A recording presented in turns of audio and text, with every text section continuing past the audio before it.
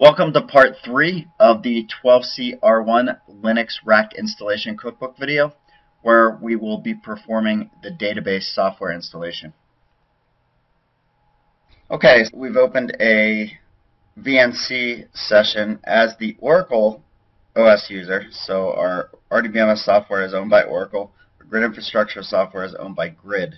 We'll go ahead and navigate to our staging directory to install the database software.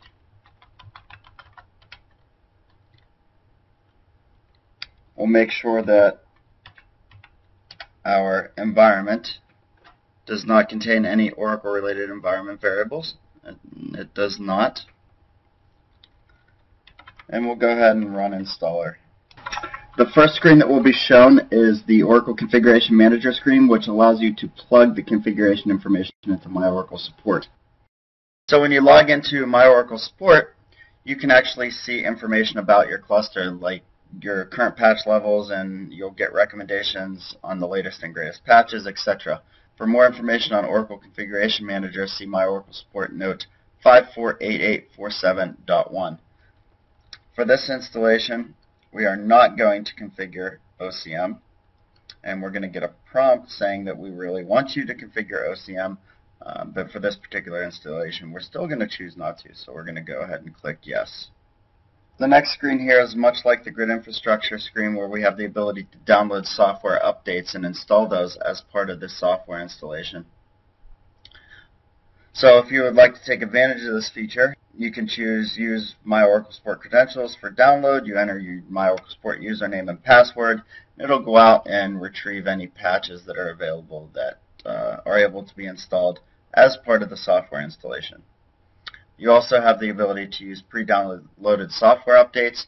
More information about this can be found in MyOracle Support Note 1289738.1, and this feature will be handy for clusters that do not have access to the outside world. And last, we have the ability to skip software updates.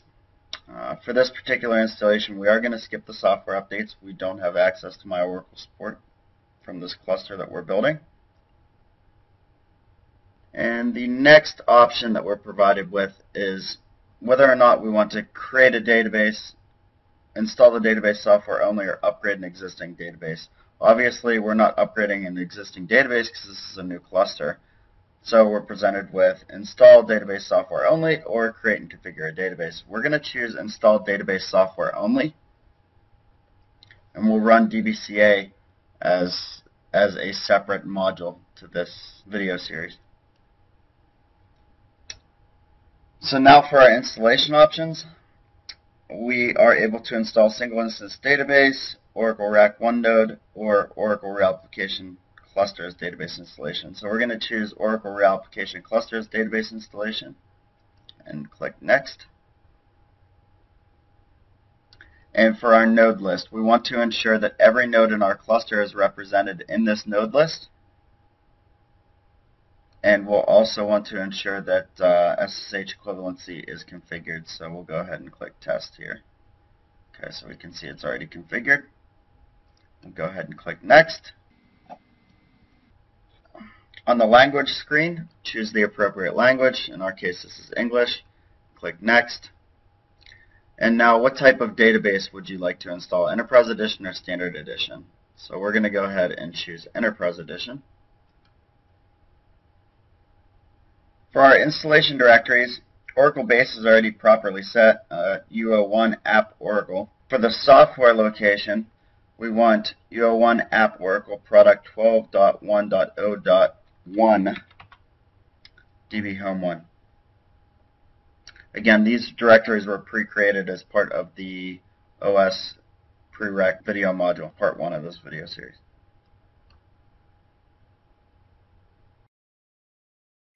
Okay, so for our OS groups, you can see the 12C presents a lot more options, actually 3 additional options than previous releases. So we have the ability to specify an OS backup DBA group, an OS data guard administrative group, and a encryption key management group. We're going to choose DBA for all 3 of those, so we're not actually going to use that functionality. And for our OS DBA group, obviously we're choosing DBA. And for database opera, we're going to choose OPER. Again, these groups were pre-created in part 1 of the video series where we did the OS configuration. Go ahead and click Next. ClueVerify is going to run to ensure that our prerequisites are met.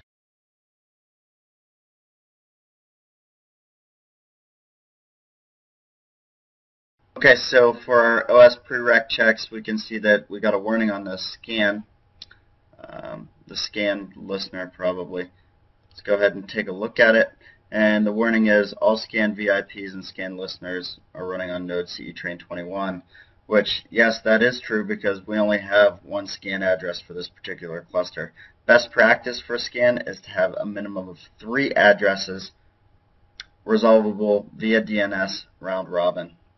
But our configuration is limited to 1 scan VIP. So the scan listener and VIP are obviously only running on one node of the cluster. So we're going to go ahead and we're going to ignore that warning. We'll click Next. And are we sure we want to ignore that warning? Yes, we are.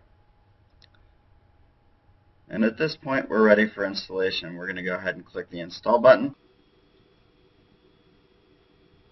And the installation will be performed.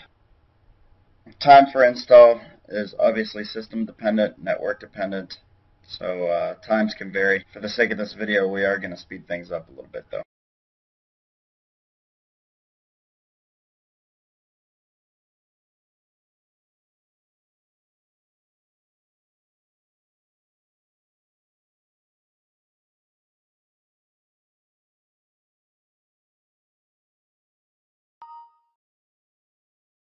Okay, we are now being prompted to execute the root.sh scripts. Okay, so we're going to go ahead and execute the root.sh scripts in a PuTTY session as the root user. So I have a PuTTY session here, logged in as root. So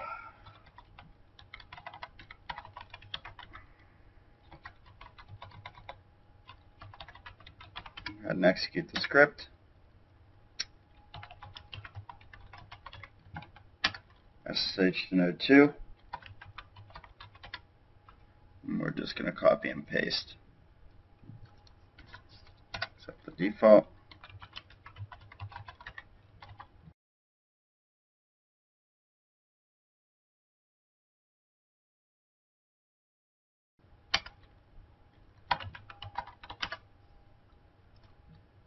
Execute the script on node 3 and finally node 4.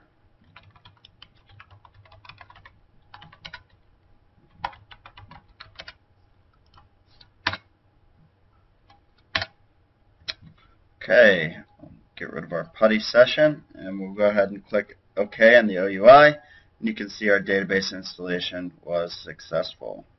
Go ahead and close the OUI window. That completes the database software installation. We will now utilize ASMCA to create the ASM data disk groups.